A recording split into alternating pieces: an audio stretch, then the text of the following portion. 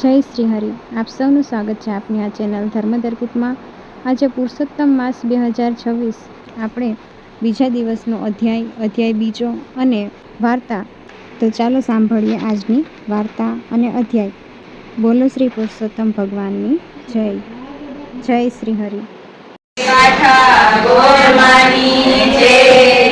અધ્યાય બીજો. પાવનકારી પ્રશ્ન ઉત્તમ ઉત્તર. મહાજ્ઞાની સેવા સુરપુરાણીના આવા પાવન વચનો સાંભળીને પ્રસન્ન થયેલા ઋષિમુનિઓ એમની પ્રશંસા કરવા લાગ્યા. તીર્થાટન કરીને તન મન જીવન કૃતાર્થ કરી ચૂકેલા મહાજ્ઞાની છતાં નિરાભિમાની એવા સુરપુરાણી અમૃત વચનોને અમૂલ્ય લાભો લેવા અધિક થઈ ચૂકેલા મુનિવર્યોમાંથી શૌનક મુનિ બંનેને હાથ જોડી પ્રણામ કરતા જિજ્ઞાસુ સ્વરે બોલ્યા, હે સાધુવર્ય, સંત શ્રેષ્ઠ સુરપુરાણીજી, આપનું જીવન ધન્ય છે.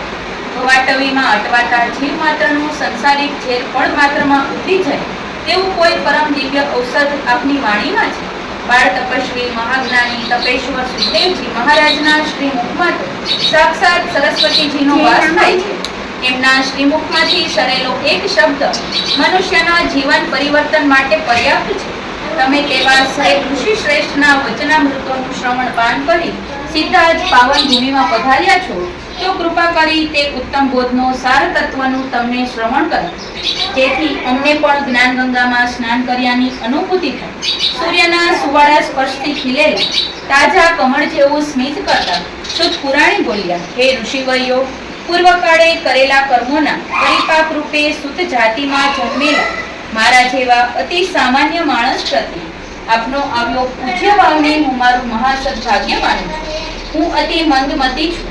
પરમ કૃપાળુ કરુણાકારી કીર્તારની કૃપા વડે અને આપ સમાન આત્માઓના સત્સંગ સાનિધ્યના કારણે મને કથા કીર્તન પર પ્રેમ છે. હું દીનહીન માનવ આપની જિજ્ઞાસા સંતોષવા એક કલ્યાણકારી કથા કહી સંભળાવું છું.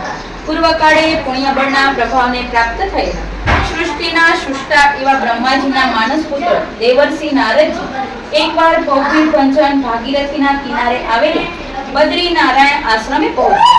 નારાયણને અંતઃકરણથી નમસ્કાર કરી કહેવા લાગ્યા, હે કરાણુ નિધાન કૃપાસાગર, આપ સત્વ સ્વરૂપ છો. આપ તો સાક્ષાત નારાયણ છો. સર્જનહાર છો, છતાં જપ તપ દ્વારા જીવ માત્રને બોધ આપી રહ્યા છો. સંયમથી કષ્ટ સહન કરી નામ સ્મરણ કરવામાં સાર્થકતા છે. હે પરમાત્મા, દયા નિધાન આ હળાહળ કળિયુગ પ્રવર્તી રહ્યો છે. નીતિ પુણ્ય સત્ય દયા અને કરુણા લુપ્ત થતા જાય છે. સંયમ પાલનમાં શિથિલતા આવી છે. માનવ માત્ર કરે તેવું પામે છે. હે દેવાધિદેવ, હું અત્યારે મૃત્યુલોકમાંથી આવી રહ્યો છું. અત્યંત દુઃખને પામ્યો છું. મૃત્યુલોકમાં વ્યાપેલા અવિદ્યા મોહ મમતા લોભ મદમત્સરના અંધકારને જોતા મને એવું લાગે છે કે પૃથ્વીનો પ્રલય નજીકમાં જ છે. એ કરાણા નિધાન પામર માનવોને પવિત્ર પંથે વાળવાનો પરમ ઉપાય બતાવનાર કોઈ નથી. હે મંગલકારી મહારાજા, મૃત્યુલોકના મોહાન મનુષ્ય પર કૃપા વરસાવો. તેમને કોઈ પવિત્ર વ્રતનો સાર કહો, જેનું શ્રવણ આચરણ કરી મનુષ્ય પોતે પોતાનું કલ્યાણ સાધે અને મોક્ષને પ્રાપ્ત કરે. દેવર્ષિ નારદજીની વ્યથા સાંભળી સાક્ષાત નારાયણ પ્રભુ કહેવા લાગ્યા, હે દેવર્ષિ, તમે આજે અતિ ઉત્તમ પ્રશ્ન કર્યો છે. તમારા જેવા પુનિત પાવનકારી સંત મહાત્માઓ સંસારી જીવોના સકળ સંતાપ અને દારૂણ દુઃખનો નાશ કરે છે. હે વત્સ, ધ્યાન ધરીને સાંભળો. ગોપી વલ્લભ યદુનંદન ભગવાન શ્રી કૃષ્ણ સ્વયં પૂર્ણ પુરુષોત્તમ છે. શ્રી કૃષ્ણની આ પાવન લીલાઓનું એક રીતે શ્રવણ કરનાર જીવના સકળ સાંસારિક દુઃખ દૂર થાય છે. આજે હું તમને પુરુષોત્તમ ભગવાનની અતિ પ્રિય એવા પાવન પવિત્ર માસનું આખ્યાન સંભળાવું. આ આખ્યાન શ્રવણ કરનાર જીવ આદિ વ્યાધિ ઉપાધિ સર્વમાંથી મુક્ત થાય છે. ત્રિવિધ તાપ દૂર થાય છે. દુઃખ દરિદ્ર નાશ પામે છે. સંતાપનો ક્ષય થાય છે. આ સાંભળી અતિ જિજ્ઞાસાવશ થયેલ દેવર્ષિ નારદે વિનયપૂર્વક પ્રણામ કરી કહેવા લાગ્યા, હે પ્રભુ, આજે સાવ નવા માસની તમે વાત કરી રહ્યા છો. હું અજ્ઞાની છું, તેથી મને પુરુષોત્તમ માસની તેના અધિષ્ઠાતા દેવની તેની કથાની કાંઈ જાણ જ નથી. માટે કૃપા કરી સર્વ સંતાપને હરનારી પાવન કથા કહો.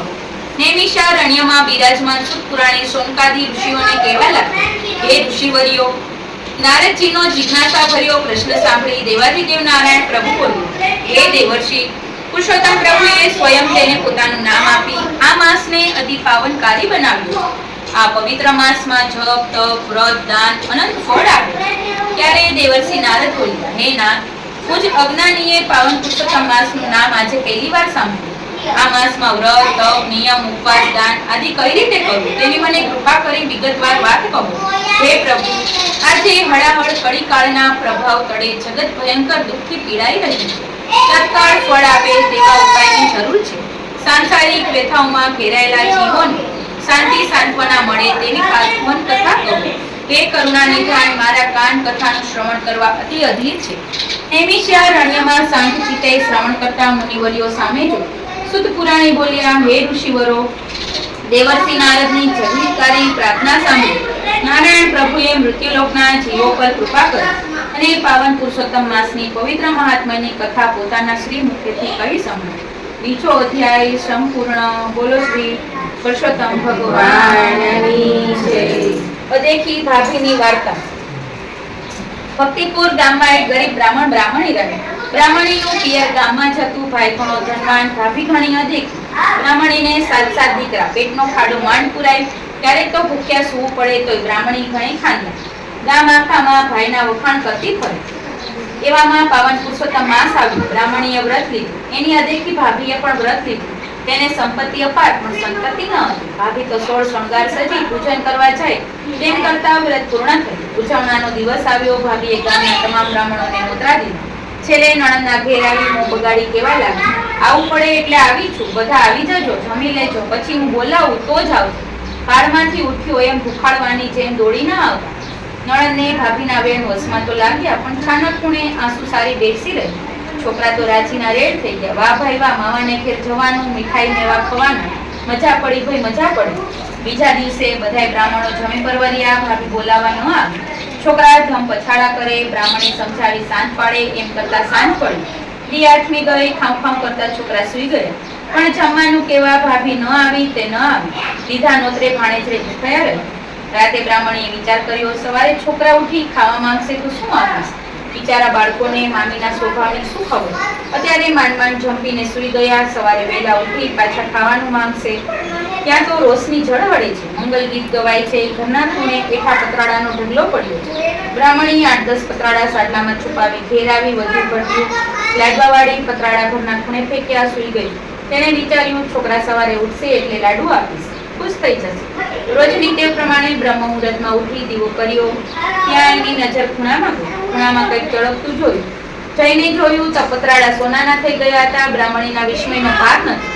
એણે તો પતિને જગાડ્યો. પતિ પત્ની વિચાર કરવા લાગ્યા, ગમે તેમ તોયા પારતું ધન, આ તો ભાઈના પતરાડા કહેવાય, ભલે સોનાના રહી આપણાથી ન લેવાય. બ્રાહ્મણી તરત દોડી ગઈ. ભાઈને તેડી લાવી. સોનાના પતરાડા બતાવી વાત કરી. ભાઈના આંખમાંથી તો ડબ ડબ આંસુ સરી પડ્યું. એણે પતરાડા બેનને કાપડામાં દઈ દીધા.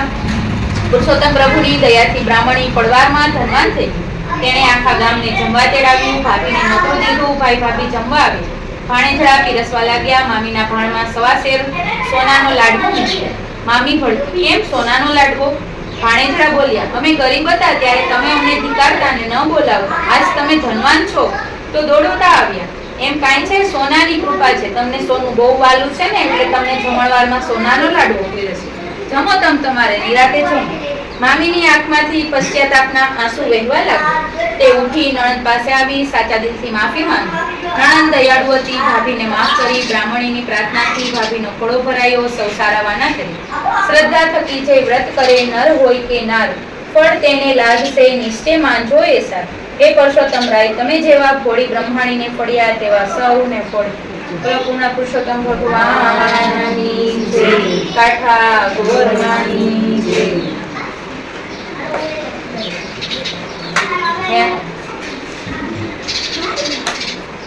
હલો, હવે વિસામો કરી લે. તમે એક ધ્યાન રાખી દો થોડું.